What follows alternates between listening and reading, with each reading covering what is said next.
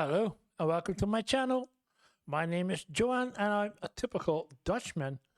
And I react to all kinds of videos about life and living in the US or life and living in Europe or specifically the Netherlands. And today we're going to take a look at a video of Holy Kool-Aid, why the rest of the world thinks Americans are brainwashed. Yeah. Are they brainwashed? Is a good question. Is it about brainwashing? Could be. Could be. There's a lot of stuff going on in the United States focused on making money, doing the right stuff, as in the American dream, and then you're all settled for life. But for a lot of people, don't. I don't know. Are they brainwashed, and why do the rest of the world think that they are? Well, Holy Kool-Aid is gonna explain this to me today. So let's take a look at it. There is some wild propaganda that Americans are taught and don't even realize it's propaganda. Now, I should preface this by stating that I am an American. I love my country. My family goes all the way back to Jamestown. My grandfather fought in World War II. I was born in Los Angeles. I went to university in Texas. I was raised singing the Star-Spangled Banner and reciting the Pledge of Allegiance. I'm about as American as it gets. Well, besides these guys. But I've also spent the last decade studying cults, dogma, and religious extremism, and thought control. And as someone who has lived in over a dozen countries and traveled to more than 35 of them, I've started noticing some extremely troubling forms of propaganda that Americans are taught from childhood. Things. Okay, propaganda, but he's been all over the world. That's a good starting point to have a good perspective on what's doing the rest of the world and how it is in the United States. That's a good starting point. That people in free developed democratic countries overseas find absolutely bizarre, and things that most Americans never question, because we've been marinating in it since birth. And look, every country has its own brand of propaganda. I'm not trying to pretend that America is uniquely evil here, but what makes American propaganda so effective is that most of us don't even realize it exists. We think that propaganda is something that happens in North Korea or Soviet bases, posters of dictators, and state-controlled media. We don't recognize it when it's sung at football games and printed on a bumper sticker. So here are 7 forms of propaganda that you probably didn't even realize that you grew up with if you're an American. Okay, interesting. Propaganda is the reason.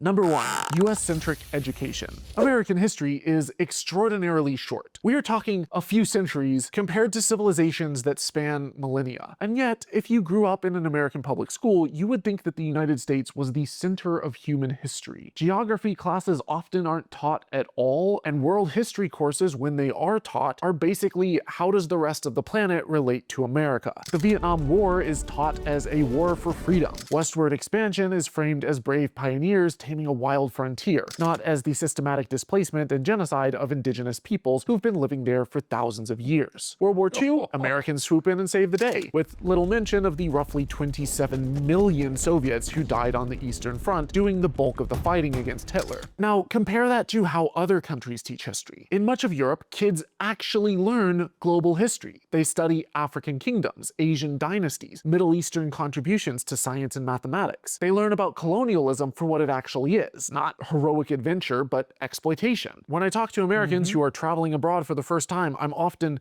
shocked at how little they know about the rest of the world. And that's not by accident. Shocked. He's explaining it. It's part of the education system that's in the United States. A lot of things, as I understand, is not being taught in the United States education. Even the most embarrassing stuff is not taught in the education. That things like slavery and how it all became too. A lot of states it's not being taught. It's the bad side of the United States, and we are the best. So while here in Europe, and I mentioned Germany, the history of Hitler is being taught very well, and everyone is learned about what happened in the Second World War. Yeah, yeah. So not only comparing United States versus Europe, but within the United States, a lot of history is not being taught. And wasn't it Trump who tries to get things changed in the Smithsonian because it was not the actual history? A nation which doesn't teach its citizens about the world produces citizens who don't question their own nation's role in it. Number 2, the Cold War binary. If you grew up in America anytime after 1950, you absorbed one of the most effective propaganda frameworks ever constructed. Communism equals evil, capitalism equals freedom. Full stop. No nuance, no discussion, just a clean binary where one side wears white hats and the other side is a cartoon villain. What they don't teach you is that during the Cold War, the United States overthrew democratically elected governments around the world simply because the governments leaned left. In 1953, the CIA helped orchestrate a coup against Iran's democratically elected Prime Minister, Mohammad Mossadegh, because he nationalized Iran's oil industry. In 1954, the US toppled Guatemala's president, Arbenz, because his land reforms threatened the profits of United Fruit Company. In 1973, the CIA backed the overthrow of Chile's Salvador Allende, a democratically elected socialist, and replaced him with Augusto Pinochet, a brutal military dictator who tortured and murdered thousands. The Congo, Brazil, Indonesia, it's all the same playbook. America claimed to be defending democracy while systematically destroying it in order to exploit country after country.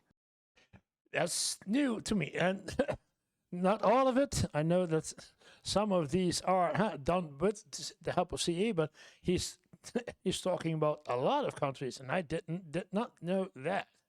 And I'm learning again. This all is recent history, and this binary thinking is still alive and well. If you suggest universal healthcare in America, watch how quickly someone calls you a communist. Propose free public university education, something that dozens of thriving democracies already provide, and suddenly you're a Marxist. The Cold War ended over 30 years ago, but the propaganda framework it built is still alive and kicking. If you want to start breaking free from propaganda, one of the most effective and powerful things that you can do is to expose yourself to other cultures, other perspectives, and other languages. My dad was a language teacher, and I grew up multilingual, and I can tell you firsthand that learning another language doesn't just teach you new words, it gives you an entirely different lens through which to view the world. Which is why I love today's sponsor, LingoPie. LingoPie takes a completely different approach to language learning compared to the ineffective methods used in most classrooms and school. Instead of memorizing vocabulary lists or slogging through dry exercises, you learn by watching real TV shows and movies from the countries where the language is spoken, immersing yourself in their culture. It is engaging and is far closer to how people naturally acquire language. If you don't recognize a word, every subtitle is clickable, so you can instantly see the translation and save it. LingoPie then automatically turns these words into flashcards, which you can review later. There's also an AI grammar coach that explains phrases in context, and a pronunciation tool that listens to you speak and gives feedback on your accent so that you can sound more natural. The platform has over 3,000 shows and movies across 14 different languages, and you can use it on just about any device. So rather than forcing yourself to study, why not just entertain yourself and let your brain absorb the language in a way that's fun? I like it so much that I actually bought a lifetime subscription long before they ever offered to sponsor the channel. It's easily my favorite way to learn. So if you've ever wanted to learn another language or just expose yourself to different cultures and perspectives, click the link below to get a 7-day free trial plus 55% off an annual plan and go see how it works for yourself. Yeah, okay. Back to reacting. If you, because I don't, if you want to go through it. Number 3, the land of the free myth. Americans are told from birth that the United States is the freest country on earth. It's in the songs, it's on the bumper stickers. It's baked into the nation's identity so deeply that questioning it feels almost heretical. But is it true? Well, let's look at the data. On the Reporters Without Borders Press Freedom Index, the US doesn't crack the top 50. It ranks 57th in the world, just below Sierra Leone. On the Cato Institute's and Romania. Human Freedom Index, and keep in mind, the Cato Institute is a libertarian think tank, not some leftist outfit, multiple countries outrank America in both personal and economic freedom. The United States incarcerates more people per capita than almost every other country on the planet, more than China, more than Russia, Iran, or North Korea. The land of the free locks up more of its own citizens than almost every authoritarian regime on Earth, and a disproportionate number of them are Black and Latino. This is not what freedom looks like. It is a system. I put them to work for $1 a day. We saw that in the video yesterday. I make billions out of it. So they need people in to be incarcerated. Designed to warehouse people. But it goes deeper. A handful of corporations control vast swaths of American industry, from media to agriculture to healthcare and tech. These corporations aren't just influencing a little bit of government policy, they're writing the policy. Politicians respond to donors and lobbyists, not constituents. Hell, there was a Princeton study which actually found that the preferences of American voters have a near zero statistical impact on whether a policy gets passed or not. But yeah, that was what I was suspecting, as in, who is determining which laws are good or bad? It's the money talk. Money talks all over. The preferences of economic elites, big businesses, and organized interest groups are strongly correlated with what policies actually get passed into law. In other words, your politicians don't care what you want, unless you're a billionaire. No. Elections are largely bought and paid for. Gerrymandering carves up districts so that the politicians can choose their voters rather than the other way around, like it should be in a free democracy. Voter suppression laws target communities least likely to vote for the people in power, and the two-party system has become a self-reinforcing trap that incentivizes extremism over representation. We are taught, and this is hardcore propaganda, that America's electoral system is the best. Well, except when our guy loses, of course. But there is a much better electoral system. It is called ranked choice voting. And the only people who prefer our current system over ranked choice are those who are financially incentivized against freedom and democracy. Here's how it works. With ranked choice, instead of picking just one candidate and hoping for the best, you rank out your preferences with your top choice at the top and your least choice at the bottom. If no one wins a majority, the candidate with the fewest votes gets eliminated, and the people who voted for them have those votes redistributed to their second choice. You keep going until someone actually has majority support. It rewards candidates who appeal broadly rather than those who energize the extremes. It reduces what's known as the spoiler effect and creates a better reflection of what voters actually want. There are already several US cities and states which have already adopted ranked choice voting, and it's the norm in countries like Australia and Ireland. But most Americans have never even heard of it because the two parties currently in power have zero incentive to tell you about the system that would threaten their grip, and they have again, big money, every incentive to criticize it. You should run aggressively against ranked choice voting. It is a big... Number 4, America's stupidly big military budget. The US spends more on it. Yeah. Stupidly big budgets for America. Yeah. Oh man. Military than the next 10 countries combined. Let that sink in. More than China, Russia, the UK, Saudi Arabia, Germany, France, Japan, South Korea, and Australia put together. Now, Americans are taught that this spending is about protecting freedom and defending the free world. And sure, a reason defending or policing the free world, both don't work, not with the current administration, at least. Reasonable national defense is necessary, but the vast majority of this budget doesn't go to defense. It funds over 750 military bases in at least 80 countries. It funds interventions, regime changes, drone programs, and the maintenance of a global military empire. Meanwhile, American roads are crumbling, bridges are collapsing, the healthcare system bankrupts families, teachers buy their own classroom supplies. Yeah, that's crazy. Teachers buy their own classroom supplies. How? Student debt has surpassed 1.7 trillion, and millions of Americans can't afford basic prescriptions. Other countries, meanwhile, invest their resources differently. Universal health care, free or affordable higher education, robust public transit, paid parental leave, affordable childcare, and as a result, their citizens are measurably healthier, better educated, less stressed, and by many metrics, happier. This I make better choices when they have to vote for someone. isn't speculative, it's what the data consistently shows. Historians have a term for what happens when an empire pours its resources into military expansion while its domestic foundations rot. Imperial overstretch. And it's how empires collapse. The Romans did it, the British did it, the Soviets did it, and if you look at the trajectory, America is running headfirst over the same cliff. Number 5, the Pledge of Allegiance. The Pledge of Allegiance, yeah. Well, he's going to talk about it.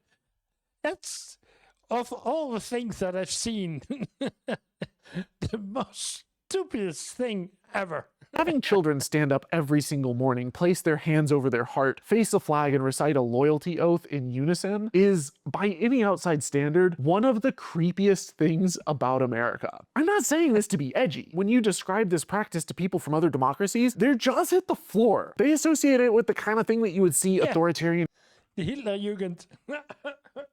regimes do, not in a country that calls itself the leader of the free world. Because think about what the pledge actually is. It is a feudal fealty oath. It is a declaration of personal loyalty to a state. Now, I understand why elected officials and military personnel swear oaths of service. That makes sense. They're accepting a position of public responsibility. But requiring a 6-year-old to pledge allegiance to a flag before they can even spell allegiance? It's brainwashing. Like, you realize the founding fathers would be horrified by this, right? These were men who literally threw off the yoke of another red, white, and blue flag when it represented tyranny. They understood and wrote extensively about the fact that it is the duty of every free person to question authority and resist tyranny, not just pledge blind loyalty to a piece of cloth. The entire American experiment was built on the idea that governments derive their power from the consent of the governed, and that when a government... There's a lot of things. Usually I react much more, but he's talking to his fellow Americans because this is, fails its people, those people have the right and the obligation to challenge it. This is the entire reasoning behind the Second Amendment. Creating mindless, loyal zombies out of children is the exact opposite of what the founders fought for, and yet suggests that we stop doing this in our children's schools and watch how fast you get called un-American. Number 6, the myth un-American. When you say, no, we're not going to do this anymore. that America was founded as a Christian nation. If you've ever driven through the American South, or honestly, large parts of the Midwest and rural America, you've probably seen billboards saying things like, hell is real, abortion is murder, and Jesus saves. They line the highways like wallpaper, so pervasive that most people stop noticing them. Religious messaging in America is so saturated into the culture that it becomes invisible, which is exactly what makes it so effective. But here's what a lot of Americans don't know. The United States was never a Christian nation. The founders were explicit about this. The Constitution makes zero mention of Christianity or Jesus. The First Amendment enshrines the separation of church and state. The Treaty of Tripoli, unanimously ratified by the Senate in 1797 and signed by President John Adams, states in very plain language that the government of the United States is not, in any sense, founded on the Christian religion. That is not my interpretation. That is a legally binding document from the founding generation. So, where did the Christian nation myth come from? Well, in keeping with the rest of this video, propaganda. Cold War propaganda, to be specific. Under God was added to the Pledge of Allegiance in 1954. In God We Trust was added to the paper currency in 1957, and adopted as the national motto the year before. Our original motto, E Pluribus Unum, is more about plurality. Out of many, one. Both of these actions were deliberate moves to contrast the United States against godless communism. They weren't ancient traditions passed down by the founders. They're marketing decisions which were made by politicians in the 1950s. And now, barely 70 years later, millions of Americans will swear on a stack of Bibles that this country was founded as a Christian nation, and that anyone who says otherwise is attacking their heritage. The conflation of patriotism with Christianity is itself a product of propaganda, and it's one of the most dangerous because it means that questioning religion in America isn't just seen as blasphemy, it's treason. Number 7. Yeah, I was thinking about the 13 colonies, etc. Because Amsterdam, New Amsterdam, now known as New York, but New Amsterdam, our colony in the United States, used to be there with several religions present. The Dutch did not even care about religion. Everyone was there. Judaism, Christianity, all kinds was there. So it was never one of the 13 colonies, at least one of those. American exceptionalism.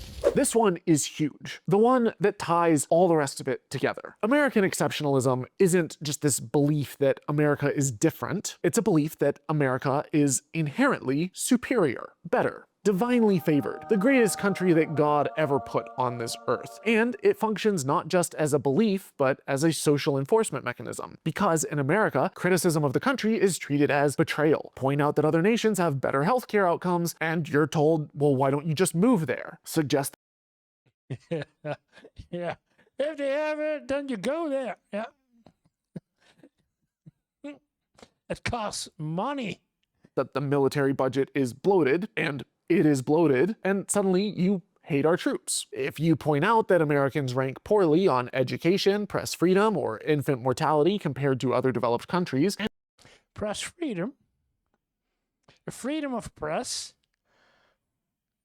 That was one that I thought, yeah, I know we talked about the freedom of speech in the United States versus the freedom of expression in Europe. But press freedom, I did not know that. And you're suddenly ungrateful. Even liberals and progressives who critique America specifically because they want to improve it get branded as unpatriotic. Do you see how backwards that is? The messaging is clear. You can love America or you can criticize it. You can't do both. But in most healthy democracies, critique is understood as a form of patriotism. Wanting your country to live up to its own ideals isn't betrayal. It is the highest form of civic engagement. The pressure to never question Think critical makes usually things better. America, to treat any criticism as an attack, to reflexively defend the status quo no matter how messed up it is because admitting a problem feels like admitting defeat. That social pressure is itself one of the most effective forms of propaganda there is, because it doesn't require a government agency or state-run media outlets. It's enforced by your neighbors and your coworkers, your family, and your own internalized guilt. Like I said at the beginning, I don't hate America. I want it to be better. And if that makes me un-American in your eyes, then, well, I think I kind of proved my point. It is the civic duty of Yeah, that's what I was thinking too.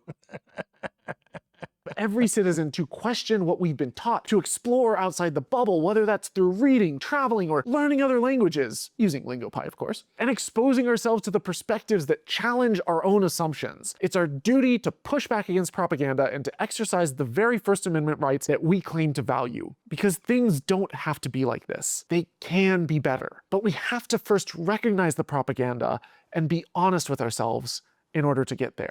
If you guys enjoyed this video, please smash that like button, share this with someone who needs to hear it, and if you want to support my work, you can do so with either a per video pledge on patreon.com/holykoolaid or a one-time PayPal donation. Links to all of that are in the description below. And if you're new here, smash that subscribe button because I have so much more crazy content to share with you. Thank you so much, and as always, dare to be curious, but don't drink.